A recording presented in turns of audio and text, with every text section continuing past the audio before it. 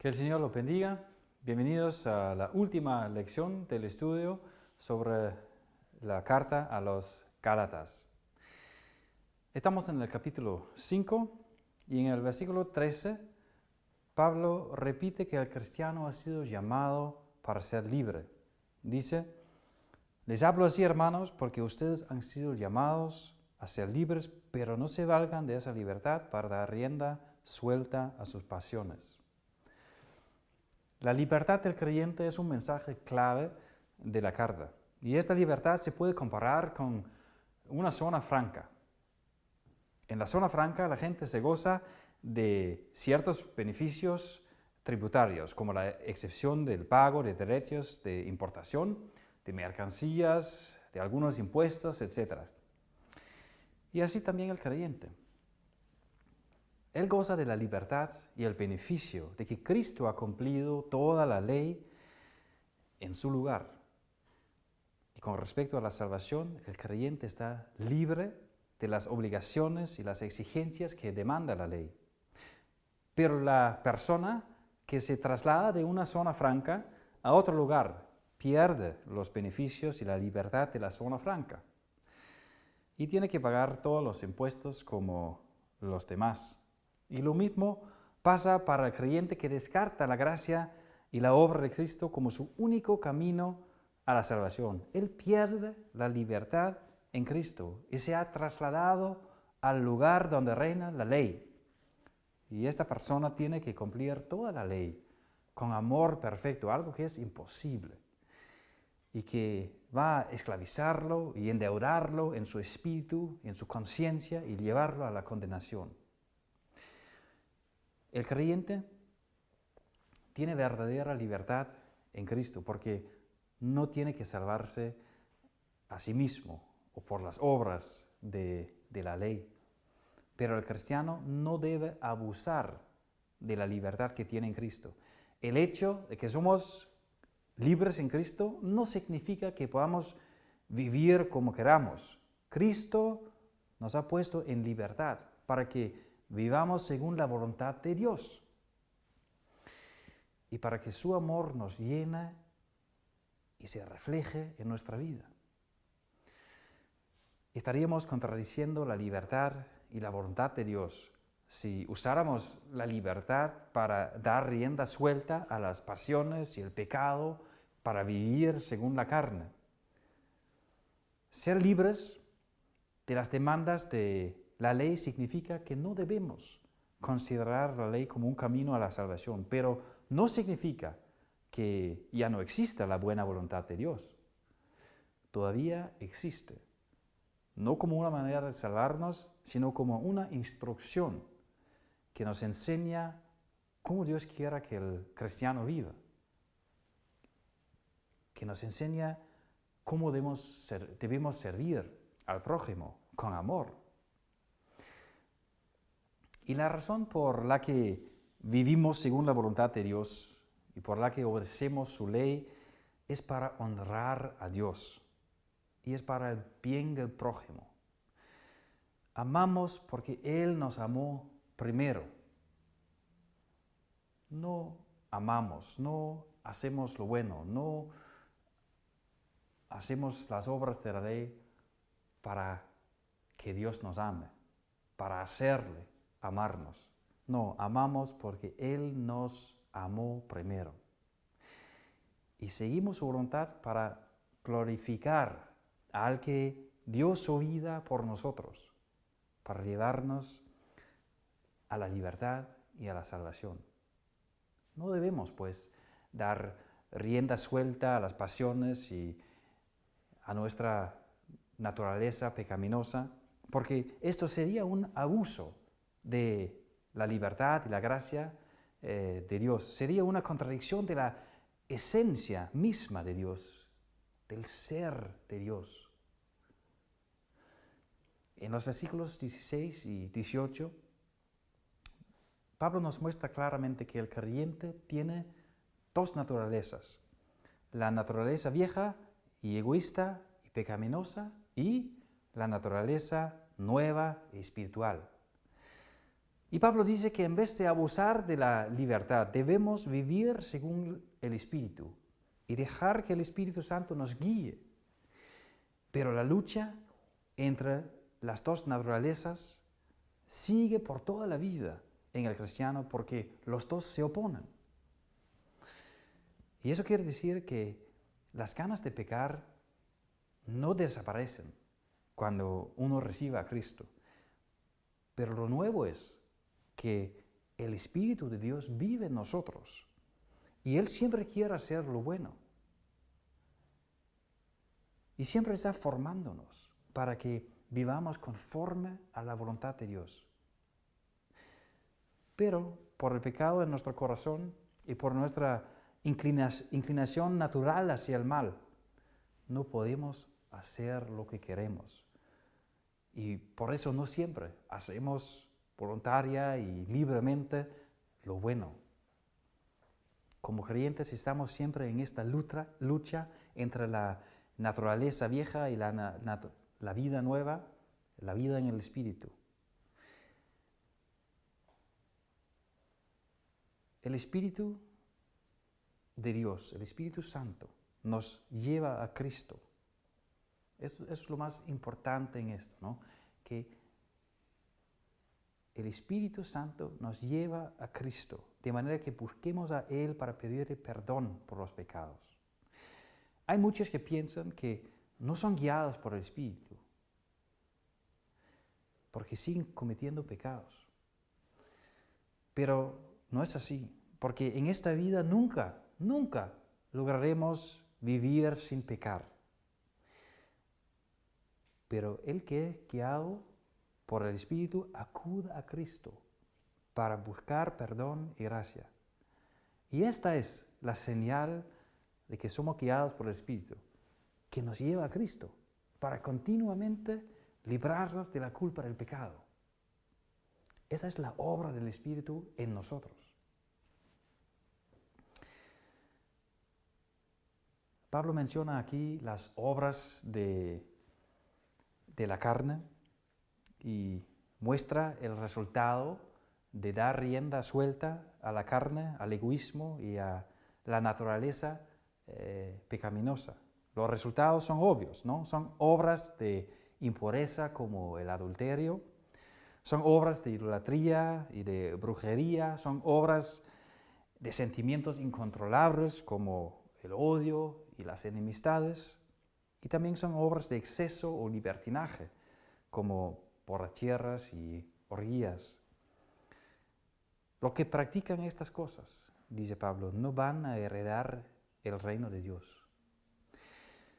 Eso significa que la persona que no quiere buscar el perdón y que resiste a arrepentirse de su pecado y deliberadamente sigue practicando esas cosas como si fuera una práctica normal y buena, en realidad no tiene fe en Cristo y no se deja guiar por el Espíritu, sino que sigue en el pecado y consecuentemente no va a heredar la vida eterna. El creyente también puede caer en todos estos pecados, pero esto no significa que ya no esté guiado por el Espíritu, porque si el creyente recurre a Cristo para pedirle perdón, para buscar el arrepentimiento, lo hace justamente porque está guiado por el Espíritu. Y hay perdón para el creyente cuando confiesa sus pecados, también los pecados que para nosotros son muy graves, los que Pablo menciona aquí. Pero nunca puede ser la forma de vida normal para el cristiano, seguir practicando esas cosas sin arrepentirse, sin buscar el perdón. El que es guiado por el Espíritu siempre estará en lucha contra su naturaleza pecaminosa y sus deseos impuros. Y no estamos solos en esta lucha, no estamos solos en esa lucha con las dos naturalezas, porque el Espíritu Santo obra en nosotros. Tenemos también la nueva naturaleza, la nueva vida del Espíritu Santo. Y el Espíritu obra en nosotros para hacernos vivir siempre más y más según la voluntad de Dios, para crear su fruto en nosotros. Y el fruto del Espíritu, el fruto que el Espíritu quiere crear en el cristiano, es totalmente distinto de las obras de la carne. Las obras de la carne están caracterizadas por el egoísmo y el hecho de que no solamente están dañando a uno mismo, sino también al prójimo. Pero el fruto del Espíritu Santo está caracterizado por el amor. Amor, gozo, paz, paciencia, bondad, fe o fidelidad, mansedumbre o humildad y dominio propio. Todo esto quiere el Espíritu crear en nuestras vidas, de manera que nosotros como cristianos usemos nuestra libertad en Cristo para servir a otros y reflejar el amor de Dios en este mundo. Muchas veces buscamos el fruto del Espíritu Santo en nuestra propia vida. ¿Qué tengo de fruto, no? Y lo único que vemos es el pecado, los fracasos, las fallas. Pero esto no significa de que no haya fruto. Confiemos en que el Espíritu Santo está haciendo su obra en nosotros. Y una parte de la obra del Espíritu Santo es también hacernos reconocer nuestros errores de manera que sigamos buscando el perdón de Cristo, para que Cristo sea aún más importante para nosotros. Y es un fruto importante en nuestra vida, que Cristo sea aún más importante, que Él crezca. La vida vieja, la naturaleza pecaminosa, sigue fastidiándonos, pero ya ha perdido la lucha. Cuando Jesús murió en la cruz por todo el pecado y los malos deseos perdieron su poder sobre nosotros. Siempre podemos acudir a Jesús y de esa manera vencer al pecado. Siempre podemos acudir al que ya ha vencido nuestros enemigos peores. Y justamente esto es ser guiado por el Espíritu y vivir libres del poder del pecado. Porque al acudir a Cristo, a refugiarnos en Él, en esa lucha, nos refugiamos en Él que ha vencido y Él que nos puede perdonar. Y con el perdón, el pecado y la vieja naturaleza pierde su poder. En el capítulo 6 leemos que la salvación y la libertad en Cristo, la nueva vida en el Espíritu, de que todo eso tiene su consecuencia en la vida práctica. La libertad que tenemos en Cristo lleva su fruto de amor, de manera que ayudemos al que ha caído en el pecado. Eso solamente se puede hacer con amor y con humildad, sabiendo que también nosotros caemos, tomando en cuenta que lo que le ha pasado al hermano caído pudiera haber pasado a nosotros también, y a veces lo hace. No debemos señalar con el dedo a otro porque ha caído en el pecado. Pero esto es lo que hacemos muchas veces, lamentablemente, ¿no? Calumniamos a los que han caído en la tentación y los despreciamos. Pero así no debe hacer el que es una nueva criatura en Cristo, el que conoce la gracia y el amor del Señor, el que conoce el perdón, porque muchas veces él mismo ha caído, pero ha sido perdonado y conoce el perdón y la gracia de Dios. Al contrario, nosotros debemos ayudar a llevar las cargas de los demás, así como Cristo llevó nuestra carga. Así debemos ayudar a llevar la carga de otros. Así se cumple la ley de Cristo, dice Pablo en el versículo 2. Y ahora no habla de la ley de Moisés, con todas sus reglas, su circuncisión, sus fiestas, sus días y sacrificios y exigencias. No, habla de la ley del amor y la ley de la libertad. Jesús nos dio este mandamiento: ámense unos a otros tal como yo les he amado a ustedes. El amor de Cristo por nosotros crea el amor en nuestro corazón hacia los demás. Este es el mandamiento de Jesús, la ley perfecta de amor. Y esta ley tampoco cumplimos para merecer la salvación, sino como un fruto de la salvación que ya tenemos por la fe en Cristo. Cosecharemos lo que sembramos, dice Pablo en versículo 7 al 10. El que siembra para su carne, para su naturaleza pecaminosa, segará corrupción y destrucción, dice. Y el que siembra para agradar al Espíritu, segará vida eterna. La vida en el pecado tiene consecuencias drásticas. Puede llevar consigo la destrucción de la familia, la destrucción de tu salud, la destrucción de tu economía, y al final lleva a la condenación y la perdición. Esto no significa que seamos salvos por sembrar lo bueno. Simplemente significa que el amor de Dios nos impulsa a hacer lo que le agrada a Dios. Y todo lo bueno que hacemos a otros va a dar su fruto, también en sus vidas. Con nuestro amor y nuestra ayuda podemos tocar el corazón de otra persona, de modo que empiece a buscar a Cristo.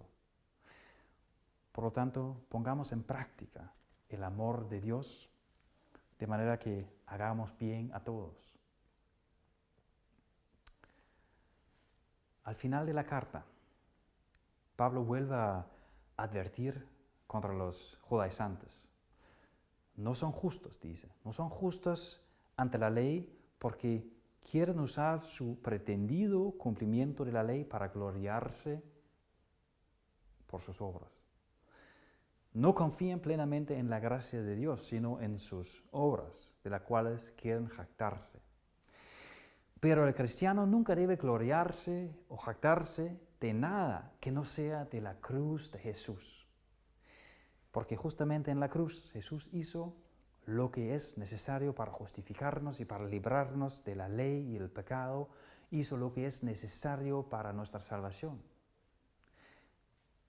Por eso debemos jactarnos solamente de la cruz de Jesús. Es nuestra señal de vida. No importa lo que nosotros podemos hacer, no importa la circuncisión u otras cosas exteriores. Lo que importa en cuanto a la salvación es ser una nueva criatura en Cristo. Y esto solamente llega a ser una realidad por la fe y la obra redentora de Cristo. Solamente por la fe en Él. Y al final Pablo demuestra que lo que les dice a los Gálatas no son puras palabras. Porque al final les desea la paz y la gracia del Señor. Desea paz y gracia sobre los que lo habían abandonado. Y esto es amor puesto en práctica. Y así llegamos al final de este estudio. Espero que les haya servido para tener más confianza y certeza en la justificación por la fe en Jesucristo. Gracias.